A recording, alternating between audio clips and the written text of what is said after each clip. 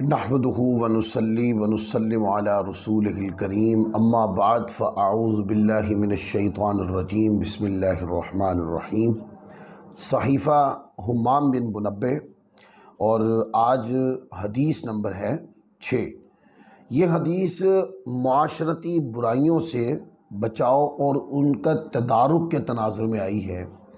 आका अलैहिस्सलातु वस्सलाम ने इरशाद फरमाया कि बदगुमानी से बचो, बदगुमानी से बचो। 2 बार ये कलिमात इरशाद फरमाए कि बदगुमानी से बचो, बदगुमानी से बचो, क्योंकि बदगुमानी सबसे झूठी बात है। बदगुमानी सबसे झूठी बात है। और फरमाया आपस में तनाजुश न करो और बाहम हसद न करो और एक दूसरे के ज़ाहरी और बातनी ऐब तलाश न करो और एक दूसरे से बुग़्ज़ न रखो और एक दूसरे से रूगर्दानी न करो और अल्लाह के बंदो भाई भाई बनकर रहो। अब ये हदीस एक है, लेकिन एक हदीस के अंदर कई पैगामात हैं। सबसे पहला पैगाम तो ये है कि बदगुमानी नहीं करनी चाहिए, यानी किसी के बारे में बुरा तासुर ज़हन में नहीं रखना चाहिए कि फ़लाँ बंदा इस एतबार से बुरा है। हो सकता है कि जिस एतबार से हम सोच रहे हों वो उस एतबार से सिर्फ हमारे सोचने में कमी हो, हकीकत के अंदर वो बंदा बुरा ना हो। तो एक बंदे की बुराई पर मुत्तले ही नहीं हैं हम, और बग़ैर किसी आला के, किसी ज़रिया के हम उसके बारे में कोई बदज़हनी रखते हैं, बदगुमानी रखते हैं, ज़हन में उसको बुरा जानते हैं। तो आका अलैहिस्सलाम ने फरमाया कि ऐसा नहीं करना चाहिए, यानी ये मुसलमान के करने के कामों में से ये काम नहीं है, लिहाजा बदगुमानी नहीं करनी चाहिए। 2 बार जोर देकर फरमाया बदगुमानी से बचो, बदगुमानी से बचो, क्योंकि बदगुमानी सबसे झूठी बात है। अच्छा, झूठी बात क्यों है? इसलिए कि वो अंदाजे पर मबनी है। हमने किसी से सुना तो नहीं है ना कि कोई बुरा है, हमने तो अपने ज़हन से या कोई ऐसी बात देखी और अपने तौर पर, ज़हनी तौर पर हमने उसका एक मफ़हूम बना लिया, और मफ़हूम ये था कि ये बंदा बुरा है, इसके अंदर ये बुराई है, और फिर हम ज़हनी तौर पे सोचते चले जा रहे हैं और उसकी बुराई की मिकदार अपने ज़हन में बढ़ाते चले जा रहे हैं। तो चूँकि अंदाजे पर मबनी होती है बदगुमानी सारी, इसलिए फरमाया कि सबसे बड़ी झूठी बात बदगुमानी है, लिहाजा इससे बचो। क्योंकि देखिए, पहले बंदा बदगुमानी करता है और जब बदगुमानी की सीढ़ी चढ़ जाता है तो उसके बाद फिर वो गीबत की सीढ़ी पे आता है, फिर वो गीबत जैसा कबीरा गुनाह भी कर देता है। वो गीबत के बाद फिर बंदा बुहतान तक जाता है। तो यूँ समझे कि बदगुमानी ये बुराई की इब्तदा है, फिर इस रास्ते से बंदा मालूम नहीं कहाँ तक जाके कैसे कैसे गुनाह करता है।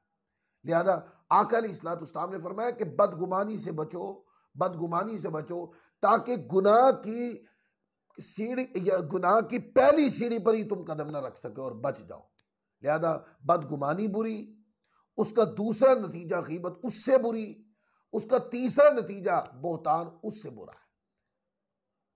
फिर फरमाया आपस में तनाजुश ना करो, आपस में लड़ो झगड़ो नहीं, आपस में इख्तलाफी राय करके झगड़े को रिवाज ना दो, बल्कि क्या करें, अगर किसी मामले में इख्तलाफ हो गया तो उसको हिकमत और तदबीर के पैमानों पर रख कर उसको मंजिल मकसूद तक पहुंचा दें, उसको उसके नतीजे अहम तक पहुंचा दें, नतीजे ख़ास तक पहुंचा दें, नतीजे ज़रूरत तक पहुंचा दें उसको। देखिए, जितनी देर बंदे ने लड़ना है, इख्तलाफ करना है, लड़ना है, एक दूसरे से बुरा कहना, ओ लड़ाई में, इख्तलाफ में और भी बहुत सारी बीमारियाँ, गुनाह जो है वो आ जाते हैं। तो बेहतर ये नहीं है कि अगर इख्तलाफ हो गया है तो बीच में मुदब्बिरीन को डाल लिया जाए या खुद हिकमत व तदबीर के पैमानों पर रख के उस बात का एक मुनासिब फैसला कर दिया जाए, ताकि इख्तलाफ, इंतशार और तनाजुश जैसी चीज़ों को हवा ही न मिले, ये गुनाह आगे बढ़ ही ना सके। फिर फरमाया कि बाहम हसद ना करो। अब देखिए, हसद 2 चीज़ें होती हैं, एक है हसद, एक है रश्क। तो हसद मुसलमान के लिए नहीं है। हसद का माना ये होता है कि किसी के पास कोई चीज़ है, आप ये ज़हन रखते हैं कि वो चीज़ उससे छिन जाए और मुझे मिल जाए। ये मुसलमान का शेवा नहीं, बल्कि क्या करना चाहिए, बंदे को रश्क करना चाहिए। अगर किसी के पास अल्लाह की कोई नेमत है तो चाहिए अल्लाह से दुआ करे, ऐ मालिक करीम मौला, जैसे इसको अपनी रहमत से ये नेमत अता फरमाई है, मौला ये नेमत इसके पास भी रहे, और अपनी रहमत से जैसे तूने इसको नवाजा है मौला इसी तरह मुझे भी नवाज। अब ये क्या है, ये हुस्न सलूक भी है और इसको रश्क भी कहते हैं। तो हसद हराम है और रश्क जो है ये काबिल तारीफ है। फरमाया कि हसद ना करो, क्योंकि हसद में दूसरे बंदे के बारे में बुरा सोचना है, दूसरे बंदे का नुकसान करने का नुकसान करने का ज़हन है, जो कि एक मुसलमान का शेवा नहीं, बल्कि रश्क करना चाहिए जिसमें दूसरे का भी फायदा है और अपना भी फायदा। फिर फरमाया एक दूसरे के ज़ाहिरी और बातनी ऐब तलाश न करो। ऐब तलाश करना बंदे का काम नहीं है। क्या बंदे के सारे ऐब अल्लाह को पता नहीं? पता है तो अल्लाह जाहिर करता है किसी पर ऐब? नहीं करता। अल्लाह अपने बंदों के ऐब को छुपा के रखता है, उनको मौका अता फरमाता है कि बंदे माफ़ी मांग ले, बंदे गुनाह से तौबा कर ले। तो जब अल्लाह तबारक व तआला बंदों के ऐबों को छुपाता है ताकि बंदे तौबा कर ले और उनको मोहलत अता फरमाता है कि बंदे तौबा कर ले और अल्लाह की राह पर आ जाए, अल्लाह की फरमा बरदारी पे आ जाए, तो वो खुदा होकर बंदों को रियायत अता फरमाता है और मौका अता फरमाता है। तो बंदे बंदे होकर एक दूसरे के लिए फराख ज़हनी क्यों नहीं रखते? तो इसमें एक दर्स है, हमें दूसरे के लिए फराख ज़हनी रखनी चाहिए, किसी के ऐब तलाश नहीं करने चाहिए, बल्कि उन अयूब को अगर वो आप पर खुद ही से जाहिर हो गए हैं तो आप उसकी इस्लाह का हिकमत और तदबीर के साथ रास्ता निकालें, न कि उन ऐबों को उछाल कर तलाश करके लोगों को बताकर किसी की जिल्लत का बाइस बने। फिर आगे फरमाया एक दूसरे से बुग़्ज़ न रखो। अच्छा, जो बुग़्ज़ रखते हैं तो फिर आगे फरमाया और एक दूसरे से रूगर्दानी न करो। अब ये दो चीजें इकट्ठी आ गई हैं। आप देखते हैं भी जिससे बुग़्ज़ रखा जाता है ऑटोमेटिकली उससे रूगर्दानी भी हो जाती है। आका अलैहिस्सलाम ने फरमाया कि ये दोनों काम मुसलमान के शेवाओं में से नहीं है कि वो बुग़्ज़ भी रखे और रूगर्दानी भी करे। बुग़्ज़ का माना कि दिल में किसी के बारे में बुराई रखी है और अब इंतकाम का ज़हन है कि इंतकाम लेना है। तो देखें ना, जो तबीयत इंतकाम की तरफ बढ़ रही है तो वो रूगर्दानी भी तो करेगी ना, वो सामने तो नहीं आएगी, वो मिलेगी तो नहीं, वो हुस्न सलूक तो नहीं करेगी।